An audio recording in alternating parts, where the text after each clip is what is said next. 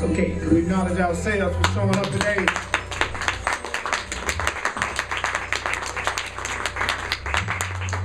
Wow.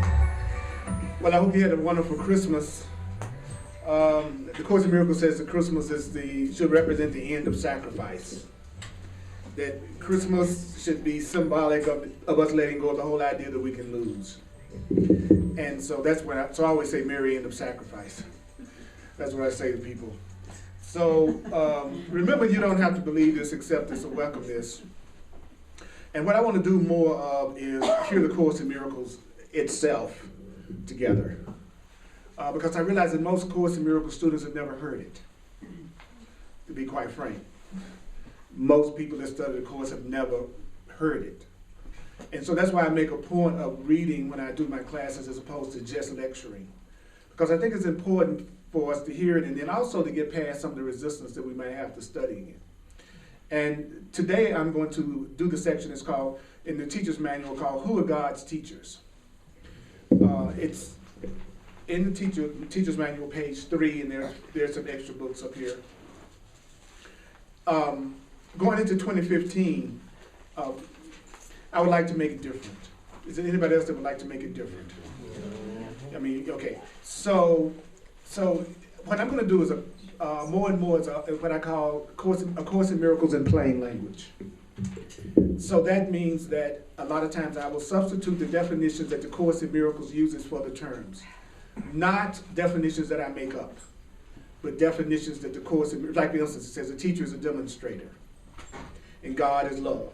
So a teacher of God would be a what? Demonstrator of love. See, just by saying that, can't you see the difference? Teacher of God, and demonstrator of love, demonstrator of freedom. So who are God's teachers? Who are the demonstrators? It says a teacher of God is anyone who chooses to be one. Very low bar. Notice you didn't have to take a test or anything. Who's a teacher of God? Anybody that chooses to be. Now, what are the qualifications of the teacher of God? What's the qualifications of a demonstrator of love? The qualifications consist solely in this. Somehow, somewhere, instead of he, I'm going to say we or you. Somehow, somewhere, you made a deliberate choice in which you didn't see your interests as apart from somebody else's. Once you don't see your interests as apart from somebody else's, then your road is established. So what makes us a teacher of God or a teacher of love is when I'm looking at my life and looking at my world in terms of mutual interests. When I'm not trying to see my interests as separate from your interests. In other words, I want me to be happy, I want you to be happy too. I want love, I want you to have love too. I want abundance, I want you to have abundance too. I'm not just thinking about my freaking self. Because if I'm just thinking about myself, I've missed the whole point of the spiritual path. Because the spiritual path is teaching us that we are joined and that we are connected. So it says that once you've done that, done what? Decided that your interests are not separate from anybody else's interests. He says, then your road is established, and that means your direction is sure. So that means you are a light that has entered the darkness.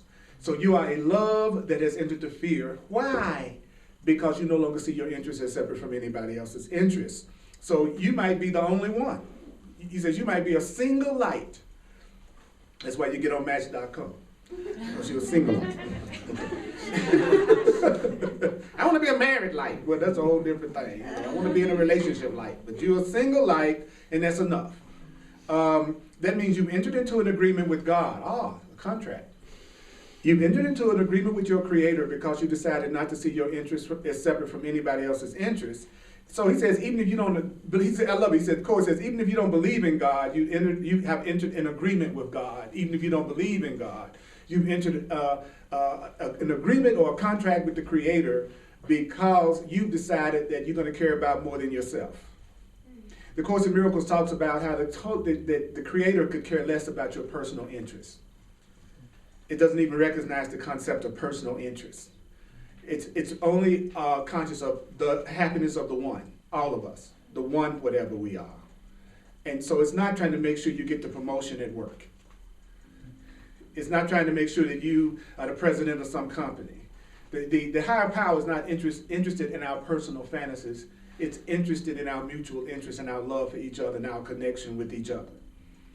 So how do you tie your personal interest into the universal interest? By wanting everything that you want at a personal level to be used for the benefit of all of us.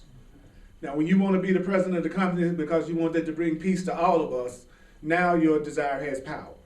If you want to be the president of the company just so you can glorify your ego, the universe lets you do that all by yourself, and that's the business that's struggling. So wherever you're struggling is where you're just looking out for your own personal interests. So you got to do it on your own. Does that make sense? Okay. Then it says that you are the bringer now of salvation. What is salvation? The Course in Miracles says salvation is right-mindedness. That's one of the definitions. So why are you the bringer of right-mindedness? Because you finally decided that you want to see your interests as not separate from everybody else's. So you've now entered into an agreement with God, and now you're on your path. Your direction is certain. Now, he says, now the demonstrators of God, the teachers of God come from all over the world. The teachers of God come from all religions, but the teachers of God come from no religion. So a person could be a teacher of spirit and have no religious beliefs. So spirituality is not religion. In the South, especially, I notice that people always ask me, are you religious? Because they always see religion and spirituality as being the same. And it's not. The religion is merely the way you choose to worship God. But it's not spirituality. So you don't have to be religious to be in agreement with God. You don't have to be religious in order to be a healer. You don't have to be a religious in order to be religious in order to be a teacher of love. But the teachers of God, which is love, he says, are those who have answered. So those who answer the call, they're the true teachers. And he says the call is universal. Now, when you hear something in the Course, you could just go, well, what does that mean? It means that the call is going on all the time.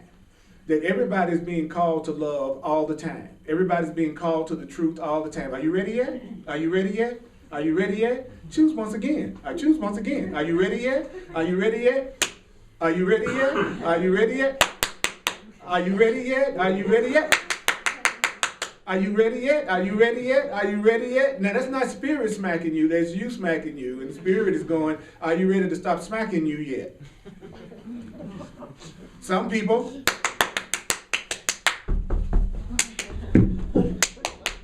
They got a tolerance for pain that will blow your friggin' mind. And you've seen it, right? And you've seen it in yourself, right? So it says the call goes on all the time, and it goes on everywhere. Even in Iraq.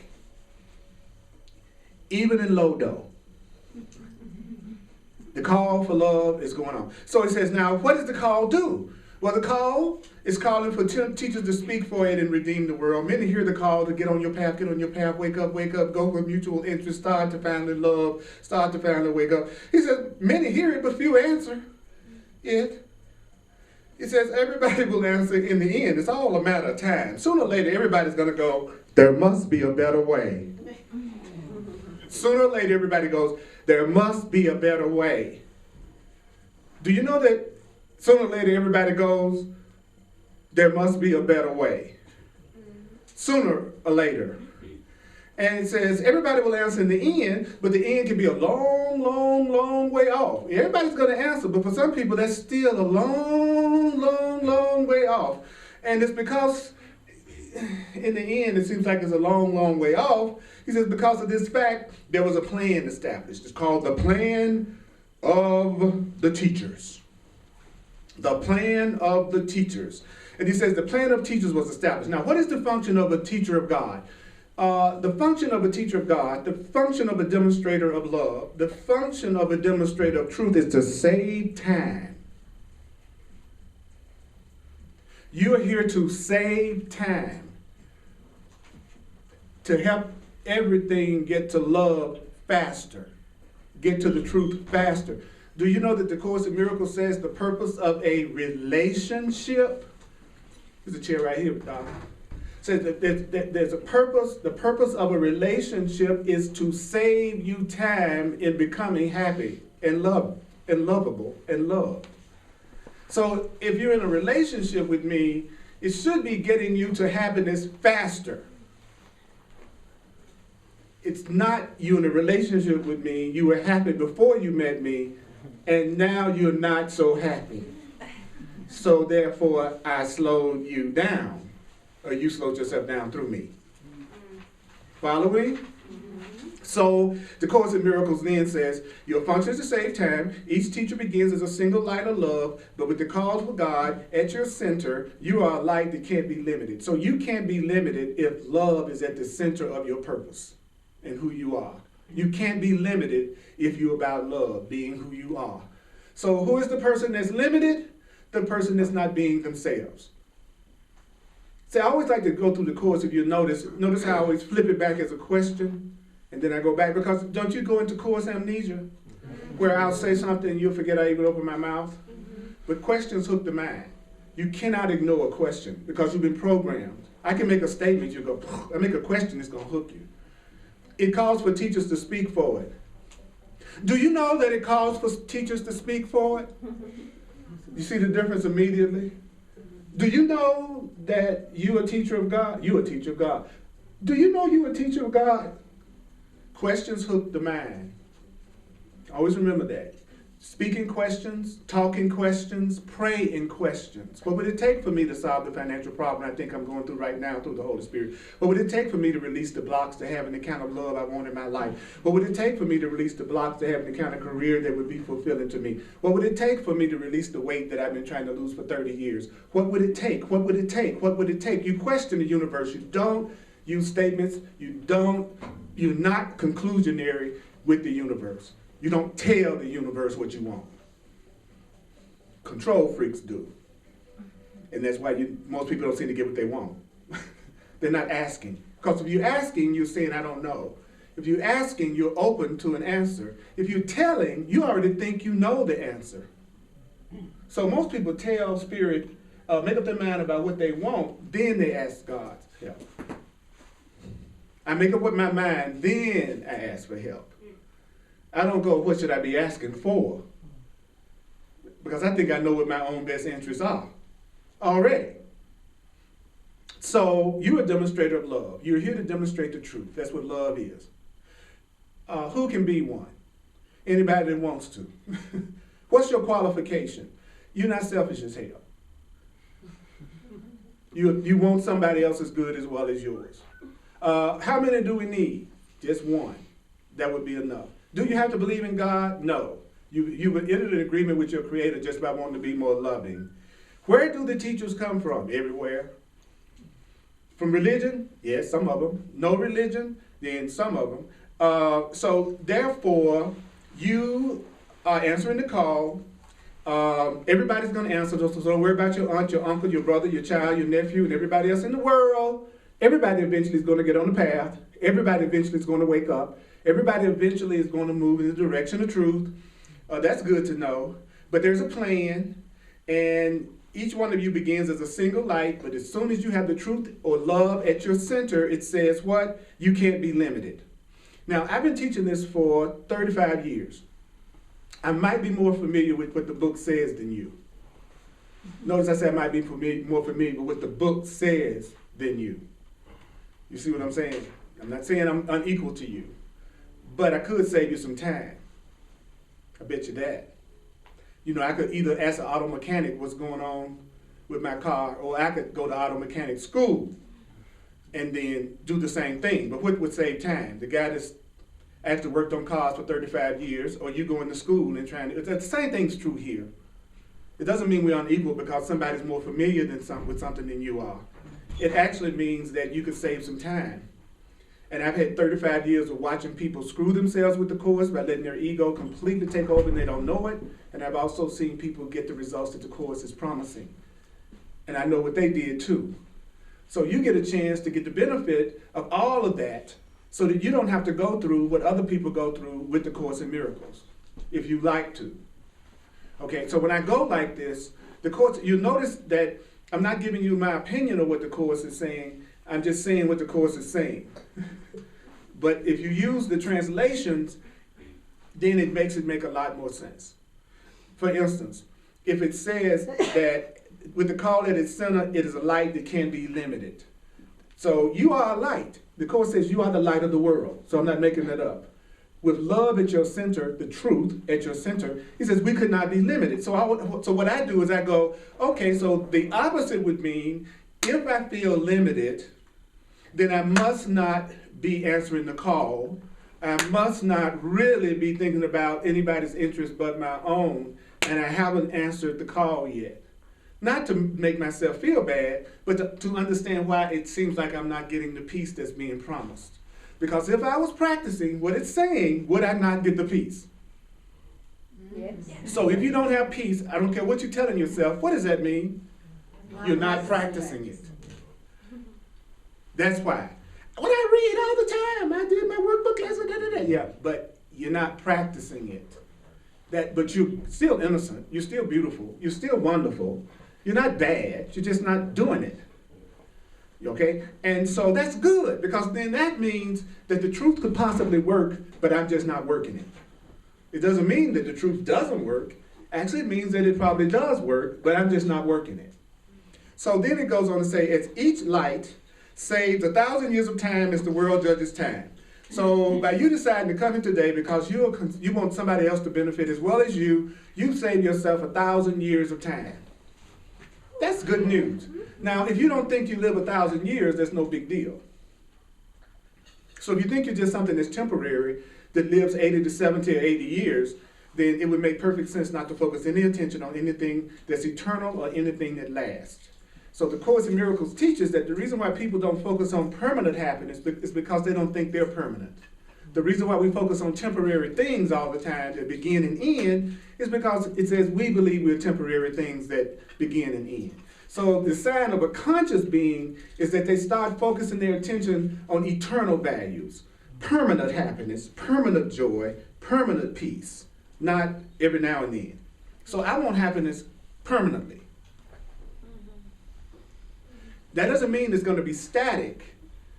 It means that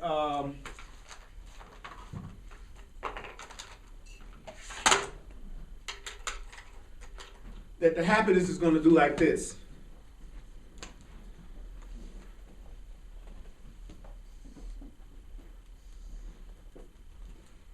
Expands.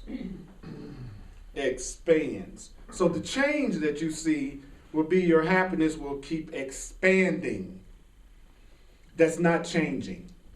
That's just more of what it is. So it was created to expand. So it'll look to you like your happiness is growing, but it's really not changing if it was created to grow. It's just being what it was created to be. So true happiness expands, and if you notice, it's not like this.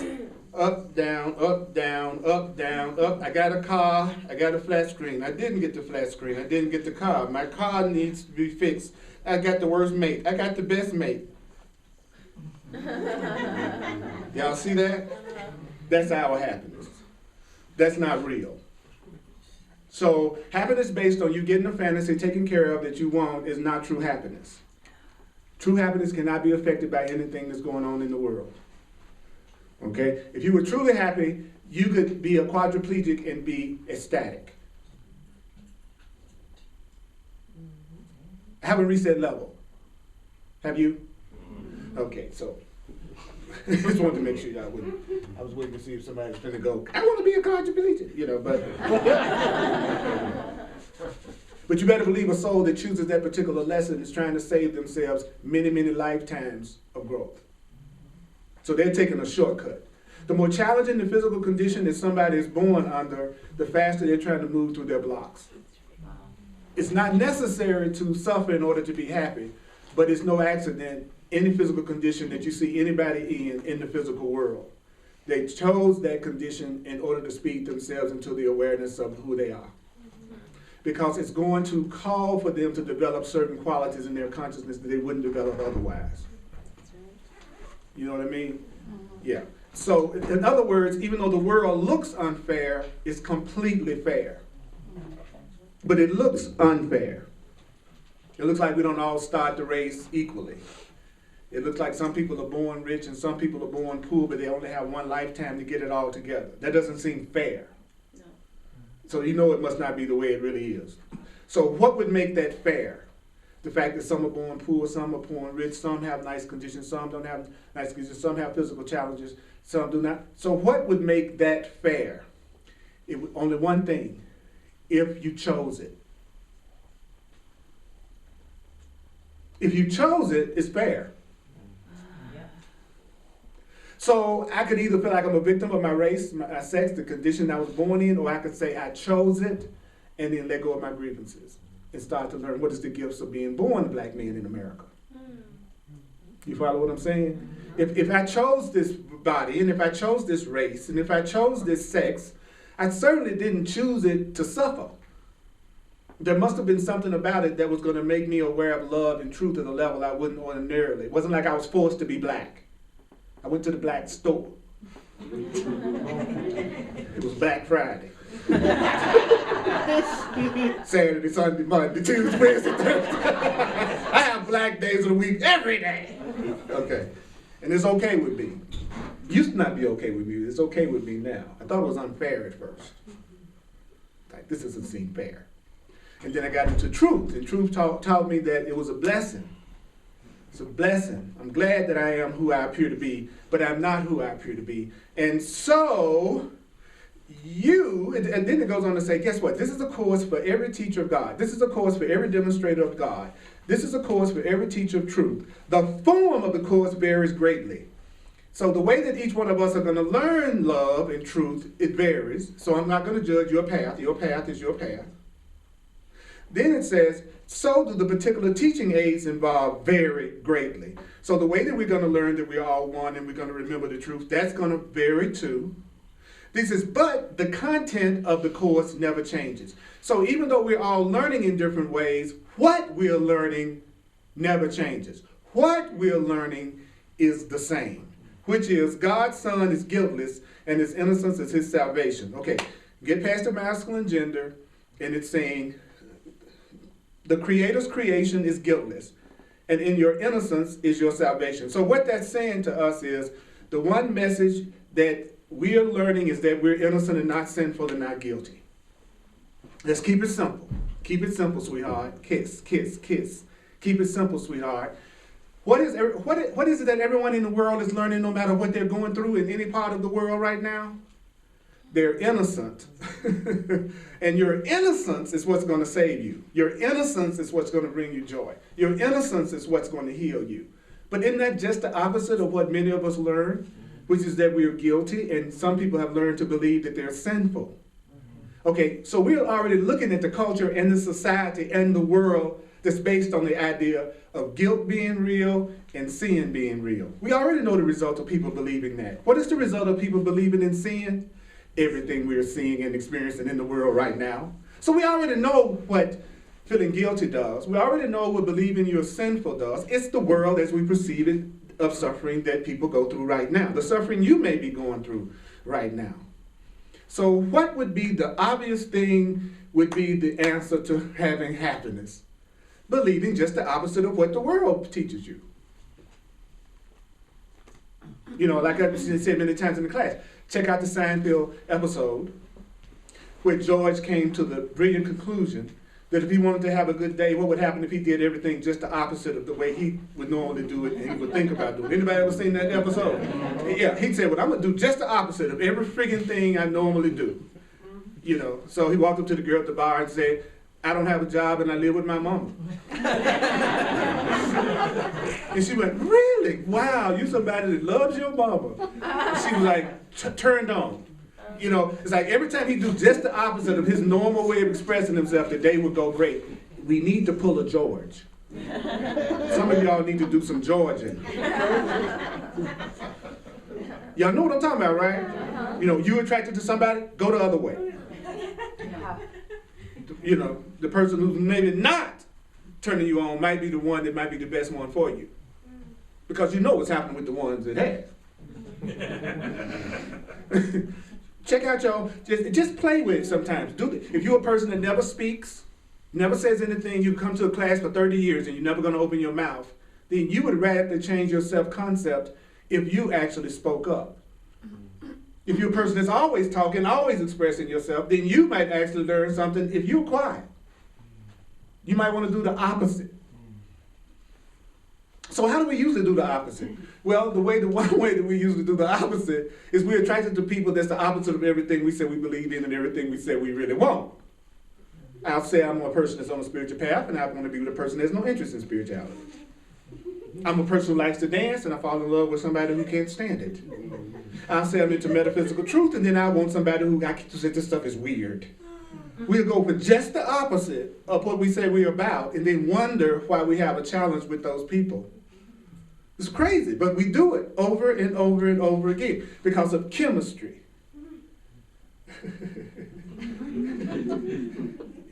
Experiments blow up.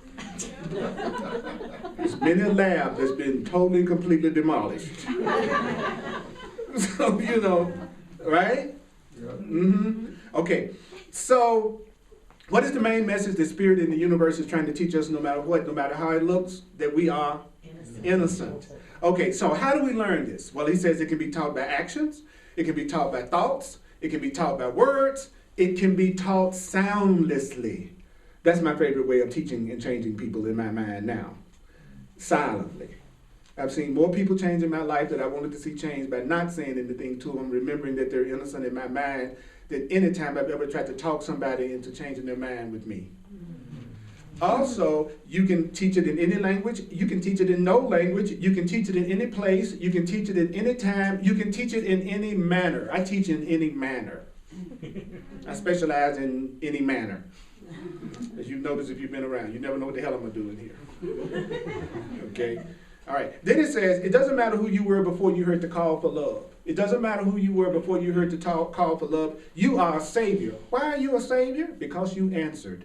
And so, what does that mean? Notice I'm just moving forward. Those of you following me in the book, you see all I'm doing is saying what's on the page, but I'm doing it the way Jesus did it, which was as a conversation. Come on.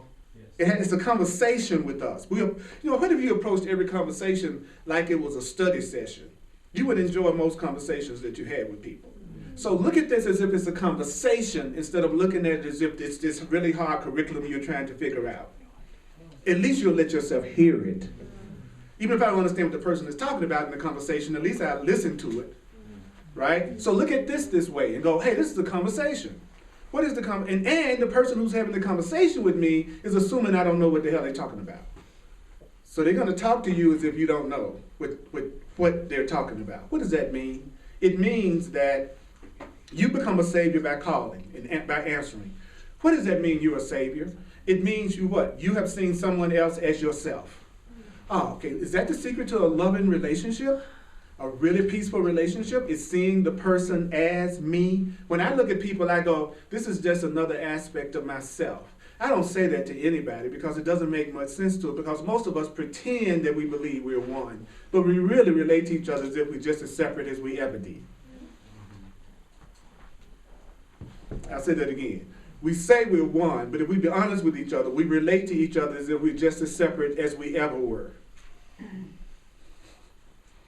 So that means I need to start seeing you as myself in another body. Seeing you as myself in another form. Just try that. Now, notice nothing that I'm saying requires you to tell the other person what you're doing.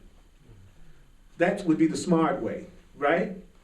Because the more you try to explain concepts and ideas to people that require them to invert their whole frame of reference, the more you're going to lose them. So every time you think you're being brilliant by saying, do you know you're not a body? Then they want to go, do you know you're crazy as hell?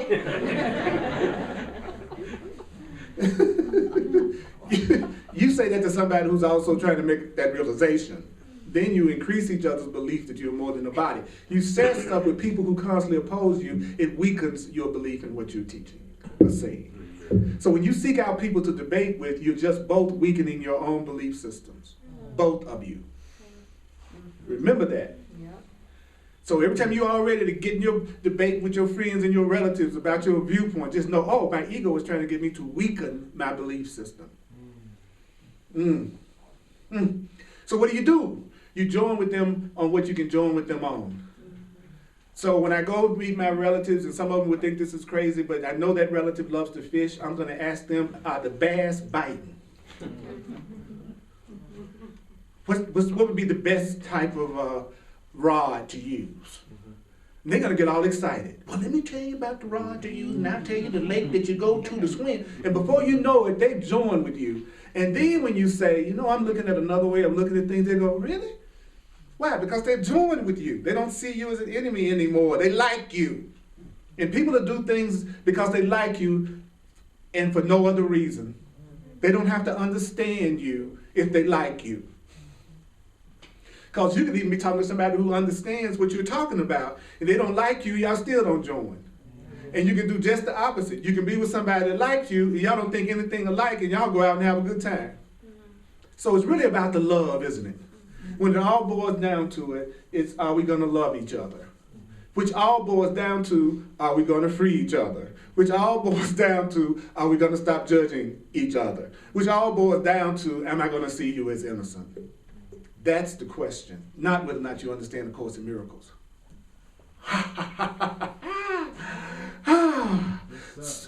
You follow me? Those in the book? You follow me? You follow me there? Okay. Then it says, he has seen someone else as himself. Then that means the teacher has therefore found his own salvation and the salvation of the world. So I found my own healing, and I've also found the healing of the world if I start to see you as myself. And then it says, in your rebirth is the world reborn. So the whole world is reborn when you are reborn, because when you are reborn, you see the whole world differently. So therefore you treat the whole world differently, and therefore the world treats you differently, because it's just a three-dimensional mirror of your own consciousness. So this is a manual. Or a woman-ual, to those who need to hear that in order to feel okay. You know? When you realize you're not a man or a woman, then you won't care. But if you're gender identified, then it makes a whole lot of difference. And I can understand that. I mean, I happen to be in the male body, so therefore I get the chance to hear everything go man, man, he, man, man. But why is it written that way? It's written this way because that's the way we learned it when we were growing up. And what it's doing is retranslating all of the ideas and beliefs that we got when we were children, when we first came here.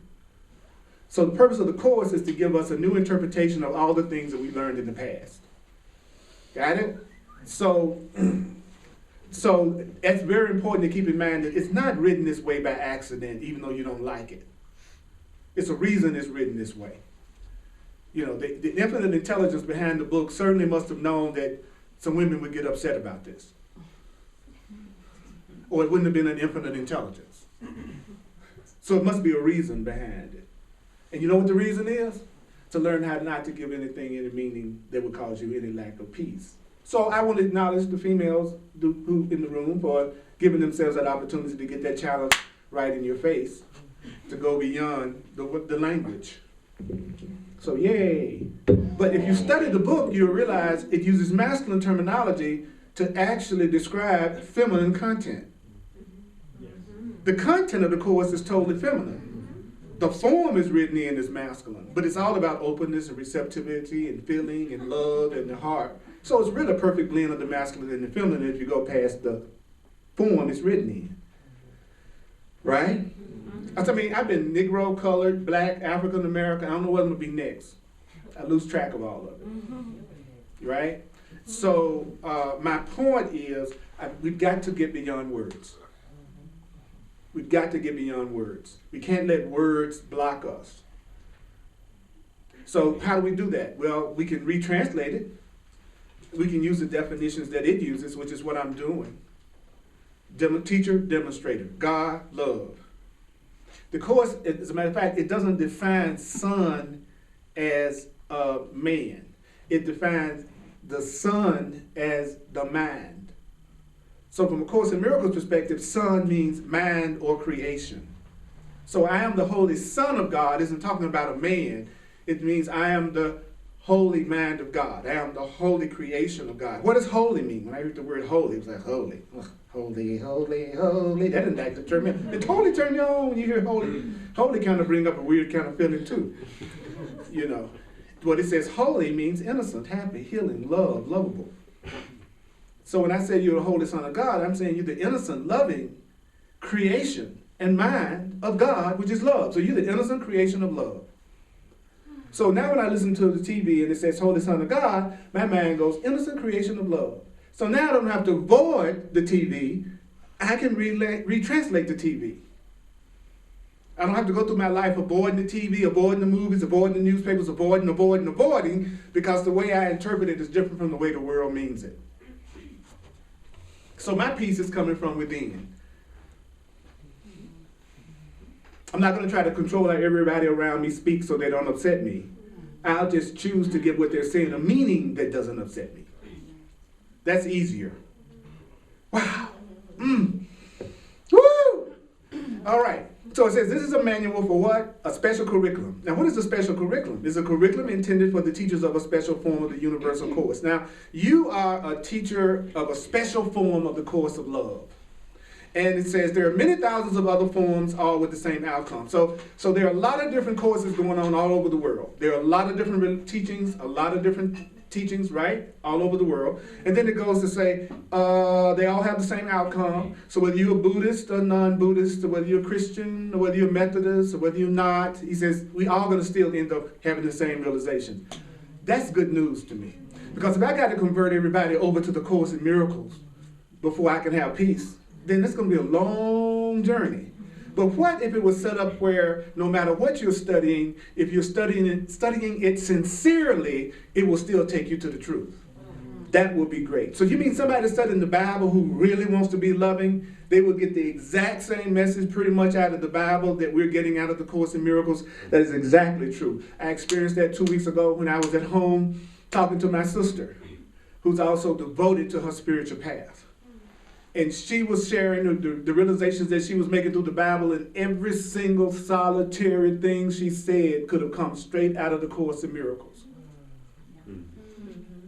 And I talked to people who are into Buddhism, and what they're saying could have come straight out of the Course. I've met people who don't believe in any of it, but they do want to be loving, and it just look like they learn what the Course is learning without even studying.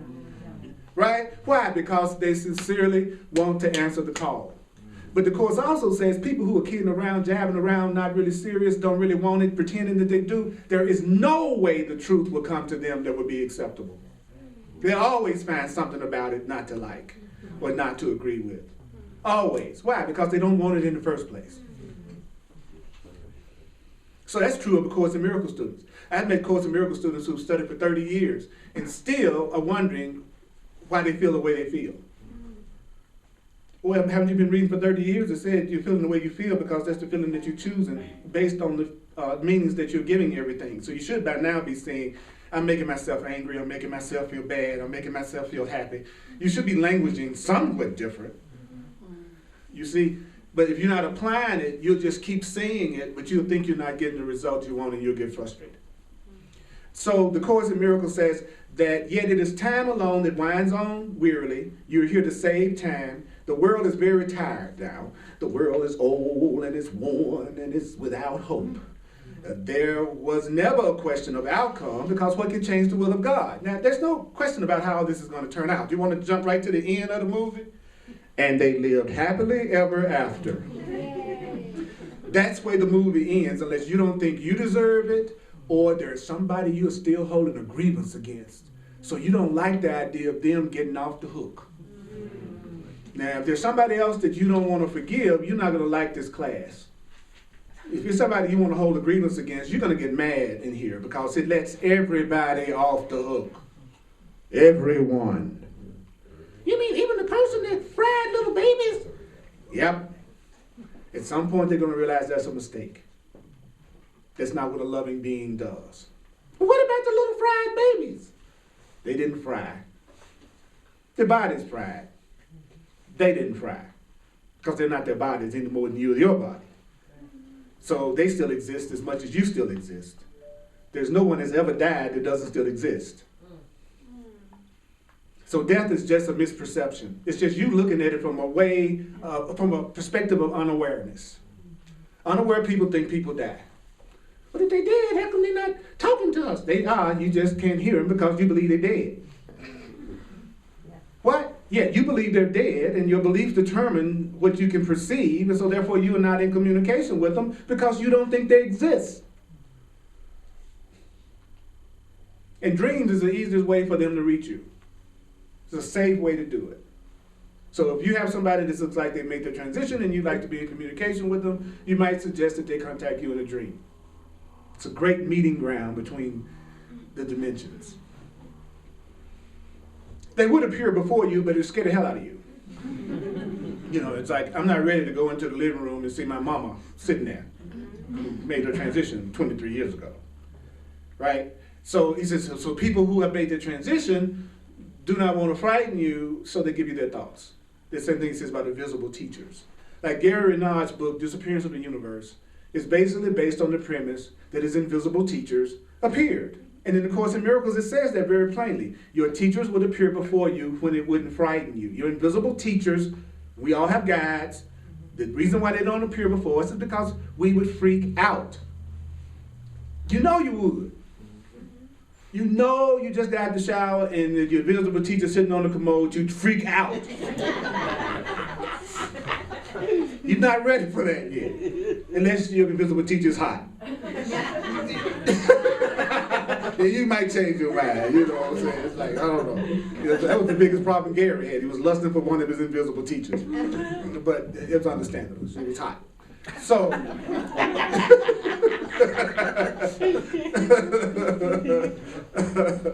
so what I'm saying is the Course says an open-minded person is a person that recognizes that what they know may not be all there is to know.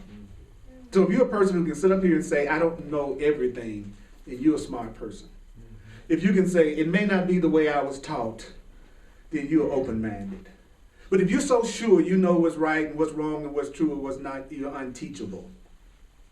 And it's really stupid. I like to use the word stupid because I don't like to feel stupid. It's really stupid if you're not happy for you to insist on being right. If you're the most miserable person in the room, then you need to hope you're the wrongest person in the room in the way you're seeing everything. But it's usually not like that, though. It's usually the people who are most miserable and unhappy are the ones who are most certain that their perception of things is the way that it is. It's so crazy. You know, so I hope I'm wrong, I hope I'm wrong, I hope I'm wrong, I hope I'm wrong, I hope I'm wrong, I hope I'm wrong, I hope I'm wrong, I hope I'm wrong, I hope I'm wrong, I'm upset about this, I hope I'm wrong, I'm feeling bad about this, I hope I'm wrong, I'm afraid to trust, I hope I'm wrong. It looks like I can't ever have relationships that work for me, I hope I'm wrong.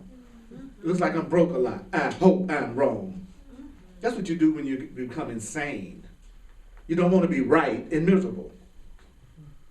Okay, so it says there never was a question of outcome because what can change the will of God? And what is God's will for you according to the Course? Perfect happiness. I'll give you a hint. God's will for you is complete happiness. Perfect means complete. Perfect doesn't mean that you're in some static state that's done. Perfect means there's nothing missing in you. There's nothing lacking in you. You're not going to be recalled because something's wrong with your parts or there are some parts missing. You're complete means you're perfect. So everybody in the room, you are all perfect. Thank you. Okay? You are perfect now. You will be loved from where you are now. You're not going to be loved after you change. The people that love you after you change are the ones that don't love you. Yeah. But if I want people to change so I can love them, I'm going to attract someone who wants me to change so they can love me. So it's still a reflection of my own belief. Breathe.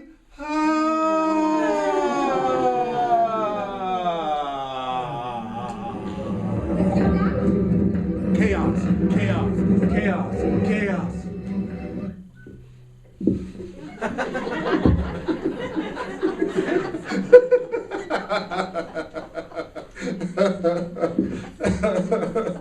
But time, with its illusions of change, time, with its illusions of death, does what? Wears out the world and everything in it. See, it looks like you look like when you get older, look like your change is because you're being wore out. You're worn out. And it says time has an ending. And it's the end of time that we are appointed to bring about. Oh, that's all? Yeah. Go to the cleaners and end time. That's your purpose today. Put that on your to-do list. I got to go to the cleaners. Oh, yes, and I have to end time. What does that mean? It means to let go of the idea of change, that you've changed, that you are something that begins and ends. Let go of the idea that you are temporary, and you let go of the idea of time.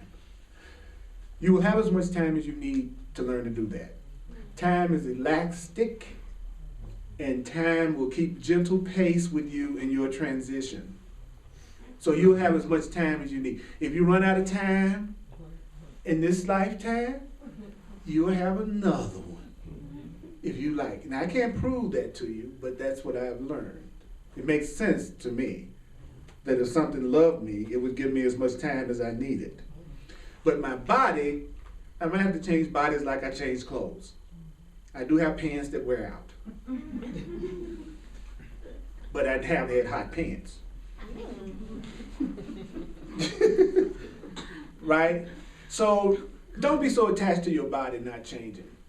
Just know that you'll always be expressing yourself through some form, as long as you need to. And you've darned and discarded more bodies than you can even remember.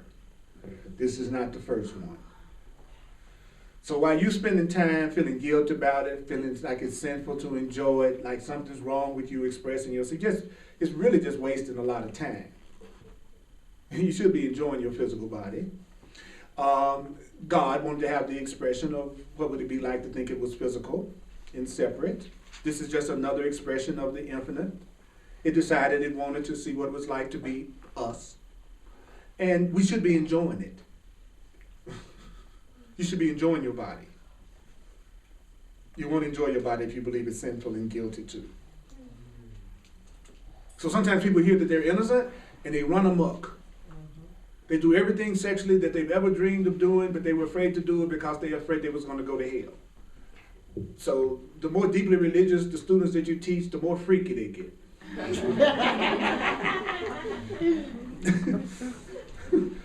You have no idea how true that statement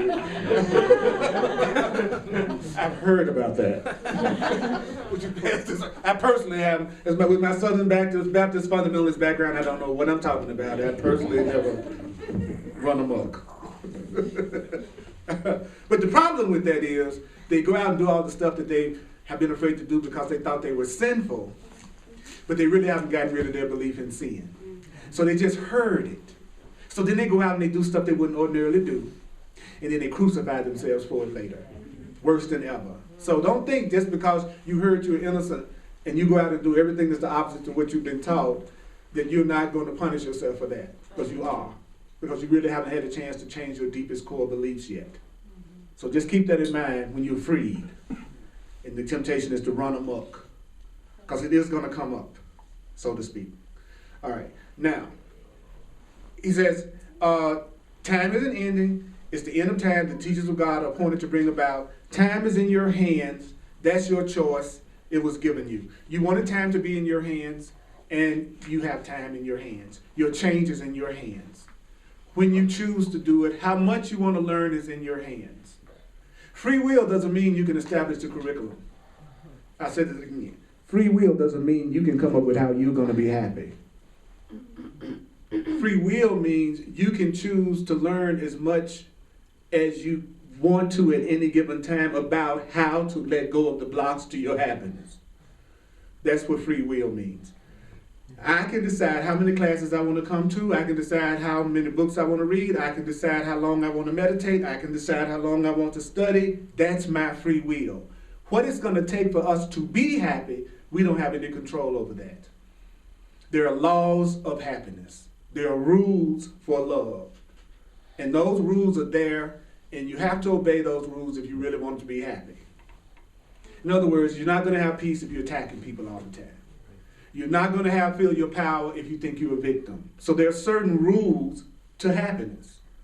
But how much time you devote to learning that, that's your free will. So does free will make sense to you now? Yeah.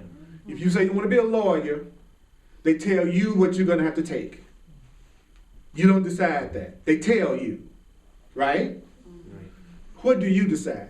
Whether you go this semester, next semester. Whether you take a full load or a short little load. So your free will is how much of the curriculum to be a lawyer you're willing to do. That's what the Course in Miracles is saying. That's the way it is about joy and happiness and truth. You don't decide what the truth is. You don't decide how the truth works. You just decide how much you want to learn about how to let the abundance and the prosperity and the love happen in your life. There are rules to happy relationships. It's up to you whether or not you want to learn what those rules are. But you can't make them up. That's the Tower of Babel. The Tower of Babel is the tower of, I have my truth, and you have your truth, and you have your truth, and you have your truth, and you have your truth. And that's crazy, because I don't know what your truth is, and you don't know what my truth is. So how are we going to communicate? I don't know what your truth is. Now, you have your way of expressing the truth. I have my way of expressing the truth. I have my way of getting to the truth. And you have your way of getting to the truth. So the individual path is what's different, not the destination. So we do have our own individual truth in the sense that I got my own individual way to getting to that realization. That's why everybody's not studying the course. There's other ways. Is this simple? Isn't it amazing that we tell ourselves the Course in Miracles is difficult to understand? That's what attracted me to it. It's like, this doesn't make any sense. I'm just saying what's on the page. Everybody's getting it. But then if they are doing it on their own, they say, I don't understand that. Because it's not meant to be understood alone, even though it's a self-study guide. Self is not you alone. Self-study. Self-study guide. Not ego study guide. Okay, ego study is me all by myself. If you're smart, you don't want to do nothing by yourself. You want to lift the sofa by yourself? No. But most relationships is you lifting the sofa with the other person sitting on it.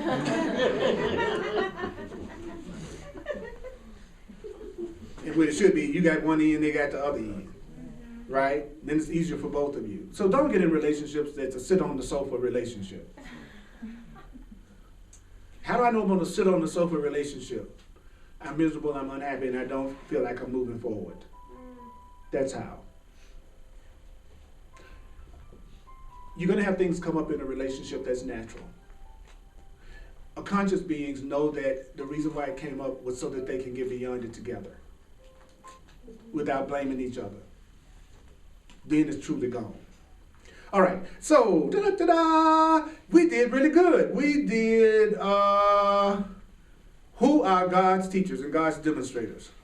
We now know exactly what it is we're supposed to be learning and giving each other the message as much as we possibly can. If we don't want to suffer and we want to have abundance and happiness and joy and abundance, what is the one message that we should be trying to give each other every way that we possibly can, consciously and unconsciously? That you are innocent. It doesn't mean you don't make mistakes. It doesn't mean you don't make mistakes. It doesn't mean that you don't make mistakes. Mistakes are for correction, not punishment.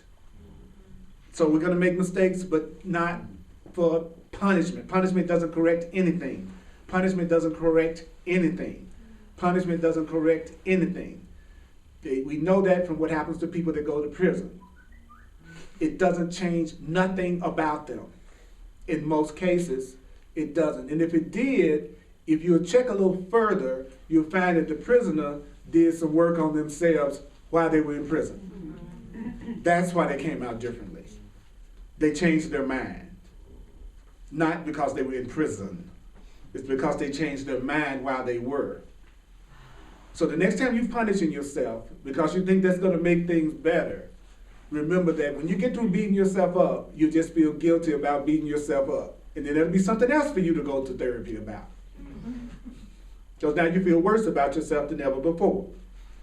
And I'm here to tell you that you are the saviors of the world. You're the light. You're here to be the truth. You're here to think differently from everybody else by remembering the truth in their presence. And when you remember the truth in somebody's presence, you heal their mind and yours. And you'll start to have miracles and blessings in your life. That's what you deserve to have. That's what I want this next year to be for you. Make this year different by making it all the same. Would you acknowledge yourself, Holy Spirit? Whoa! Whoa! Wow! Lord have mercy! So let's do the financial expression of appreciation. And I really want to thank you for sharing.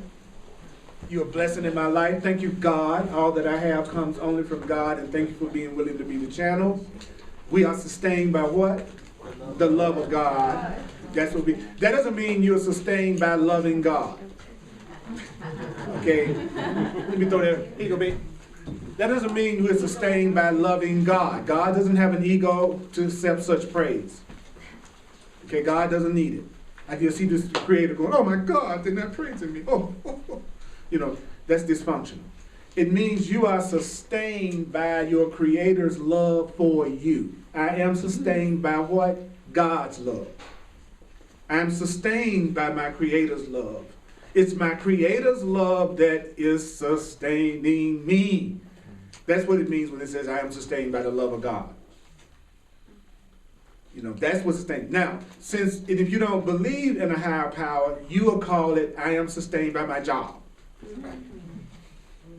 So when you don't have a conscious relationship with your creator, you would think the things you are doing, that's what's taking care of you. And so you'll freak out when that particular mode of taking care of yourself doesn't look like it's there. Being laid off, or it seems like something happens and you freaking because you think you are taking care of yourself. Those on the internet, if you like to express a financial expression of appreciation, you can go to my website, earlpurdy.com.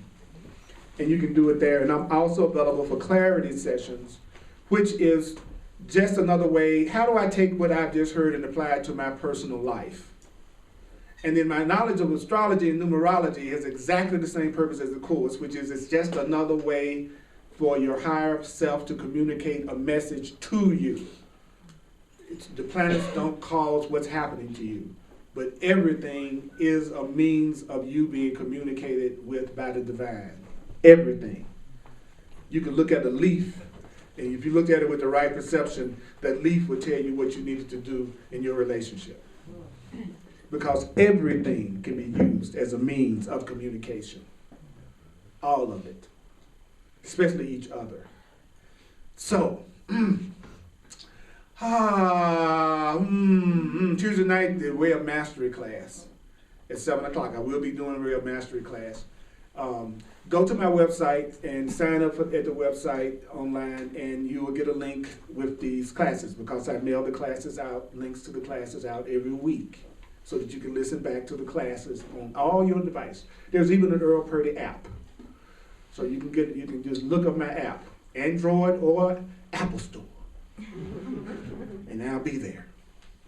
I'll be there. So one thing I heard today that I want to remember is I'm innocent. I'm innocent. Yes. I am inner sent. Come on with it now. You know what I'm saying? I am inner sent. Yeah. That's what's happening. That's it, Raj. We're being sent within. And then the within is creating the without. So how do I change everything that's happening in my world that's dissatisfied me? I go in, not out. I go in first, then I go out. What's going on within me? What I see without me. So if you want to know what's going on in your mind, open your eyes. That's what's going on in your mind. This is more serious than I thought. I need to ask for help a lot quicker around here.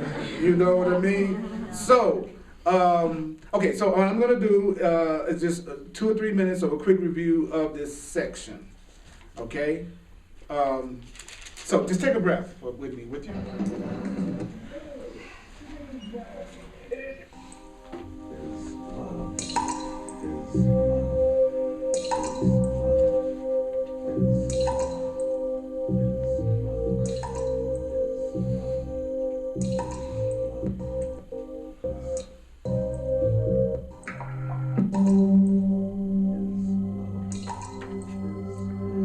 So who's a teacher of love? A teacher of love is anybody that decides to be one. Your qualifications? Well, your qualifications consist of merely deciding that you're going to not just think about yourself anymore and just your interests. The once you've done that, then your road is established and your pathway is sure. You become a light now. How do you know you become a light? Because you've decided you want everybody to benefit and not just yourself. So you are a light that's entered the darkness. You may be a single light, but that single light is enough. You entered into agreement with God, even if you don't yet. believe in God. You become a bringer of peace, a bringer of peace. You become a demonstrator of love.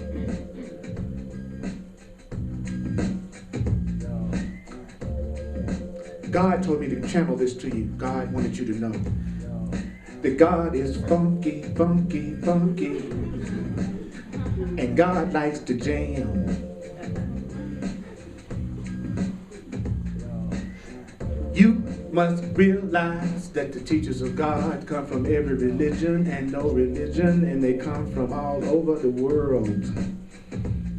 There is a call for help, a call for love, a call for truth that's going on everywhere to ask for demonstrators to redeem this world. Now, what is your world? Your world is your perception. Your world is your perception. Your world is your perception. Your world is your perception. So saving the world means saving your perception. Saving the world means correcting your perception. Saving the world means correcting your perception. Saving the world means correcting your perception. Saving the world means correcting your perception. Yeah, that makes sense to me. Do you know that everybody will answer in the end? Everybody will answer in the end, so leave the people around you alone. Let them be, let them be, let them be, let them be, let them be.